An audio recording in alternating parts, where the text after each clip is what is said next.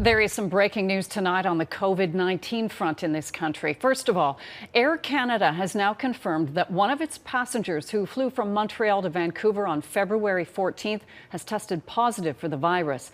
The BC Centre for Disease Control is said to be following up with passengers from that flight. And Ontario officials say there's a new presumptive case in Toronto, a woman who arrived from China on Friday. She is in self-isolation. The province says she wore a mask on her travels back to Toronto. As China and the world works to contain the deadly spread of COVID-19, cases continue to rise. And now there's a fear the incubation period is actually much longer than first thought. The Chinese government confirmed today that a 70-year-old man didn't show symptoms of the virus until 27 days later. Around the globe, more than 78,000 people are infected and more than 2,000 have died, mostly in mainland China. But the virus is spreading fast. Numbers are rising in Japan, and there's a red alert in South Korea after a sixth person died. Countries in the Middle East are closing borders to Iran, which recorded 15 new cases today and 3 more deaths. And in Europe, Austria suspended all trains to and from Italy as cases in Italy surge.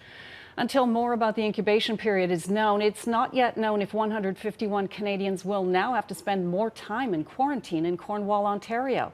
But as Heather Yurex West reports, Canadian health officials are adjusting their strategy as hope of containing the virus begins to fade. Several communities in Italy are now under lockdown after what began as just 3 cases Friday soared to more than 150 by Sunday afternoon.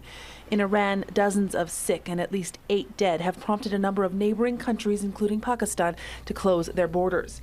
And in South Korea, where infections have now soared past 600, officials have declared a red alert. The leaders in the World Health Organization have really talked about this closing window of opportunity to contain the virus in China.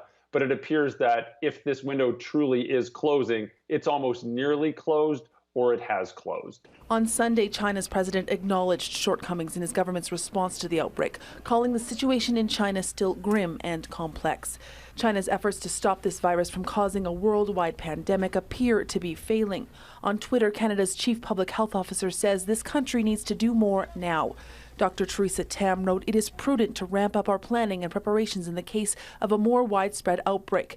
The risk to Canadians has not changed, but we must plan for all scenarios." Certainly at a health systems level, we can increase the capacity to do diagnostic testing and really increase supports to hospitals and healthcare systems to really accommodate for perhaps an influx in the number of patients. Especially as patients could arrive in our country now from any number of countries beyond China. Canada's latest presumed case arrived in BC from Iran.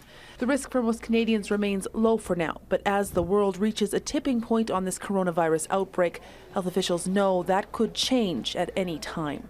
Heather Yurex West, Global News, Calgary.